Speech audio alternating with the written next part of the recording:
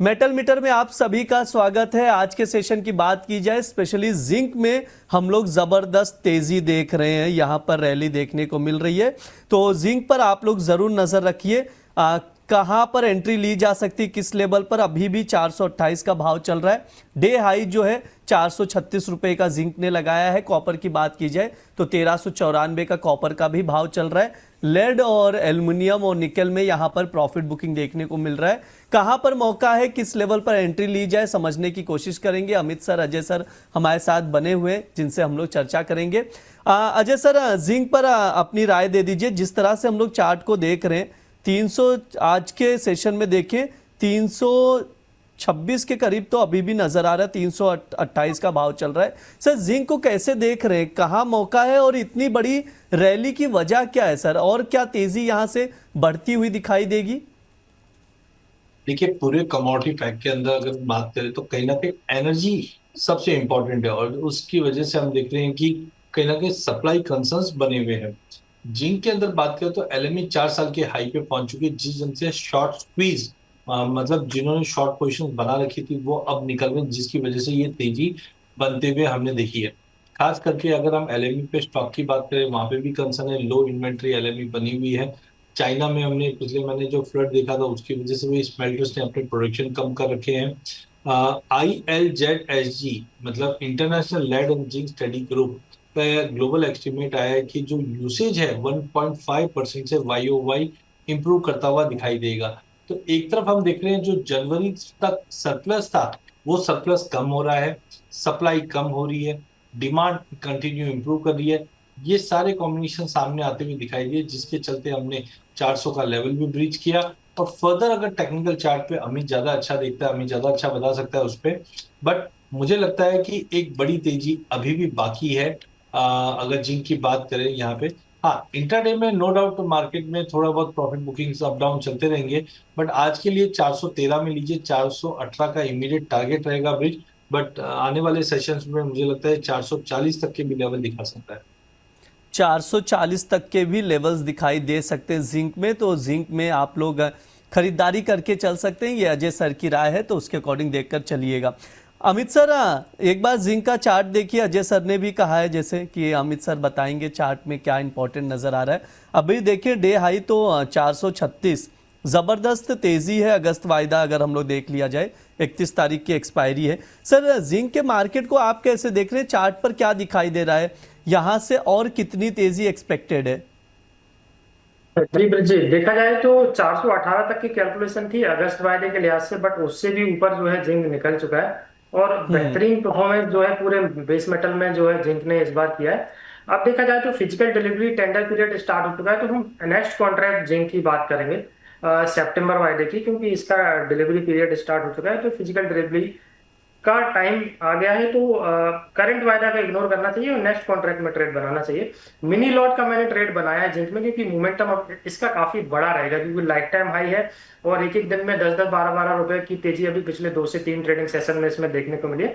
तो थोड़ा सा संभल के काम करना चाहिए, जिंक मिनी का व्यापार करना चाहिए। जिंक मिनी सितंबर वायदा अभी 413 के आसपास का ट्रेड हो रहा है, थोड़ा सा गिरावट आने का वेट करना चाहिए। 410 और 408 ये इसके अब बेस्ट खरीदारी के प्राइस है, इसके आसपास प्राइसेस मिलता है, तो सितंबर वायदा जिंक में लेके काम किया जा सकता है। 1 से 2 दिनों के लिहाज से 420 रुपए तक का टारगेट रखना है। और स्टॉप लॉस की अगर मैं बात करूं तो अब 404 रुपए इसका एक अच्छा बेस रहेगा, जिसको कि हम एक as a stop loss use कर सकते हैं।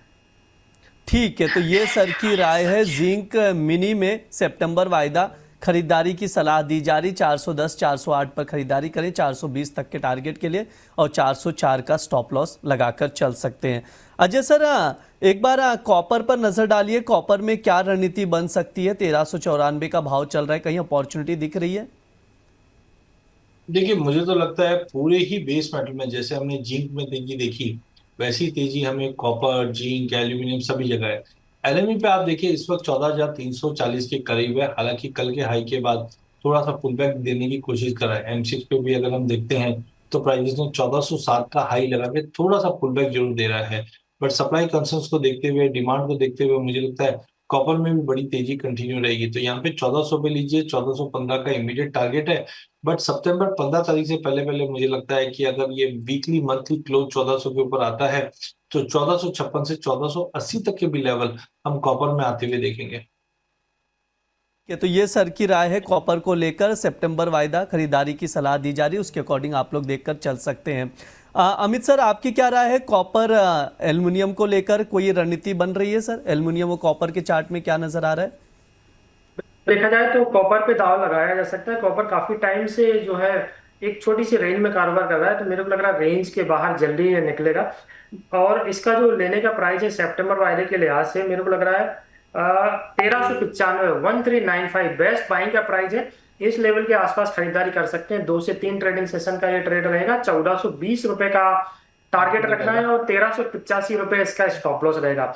मेरे को लग रहा है सितंबर वायदा कॉपर की अगर मैं ओवरऑल एक्सपायरी तक की बात करूं तो मेरे को लग रहा है 1460 के आसपास के भाव भी जो है नेक्स्ट कॉन्ट्रैक्ट सितंबर वायदा कॉपर में देखने को मिल सकते हैं। ठीक है, ये सर की राय है कॉपर को लेकर। सर एक बार एल्युमिनियम पर भी व्यू दे दीजिए।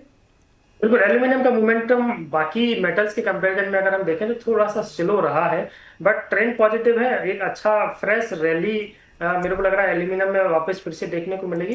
एक ट्रेड जो मैंने बनाया है वो मैं डिस्कस कर लेता हूँ। 345 रुपए सितंबर वायदा एल्यूमिनियम का फ्रेश खरीदारी का प्राइस है। 352 रुपए 1 से 2 दिनों का टारगेट रहेगा और 342 रुपए अब इसका स्टॉप लॉस रहेगा। ठीक है, ये सर की राय है एल्युमिनियम को लेकर। ट्रेडिंग कॉल स्क्रीन पर है, खरीदारी की सलाह दी जा रही है।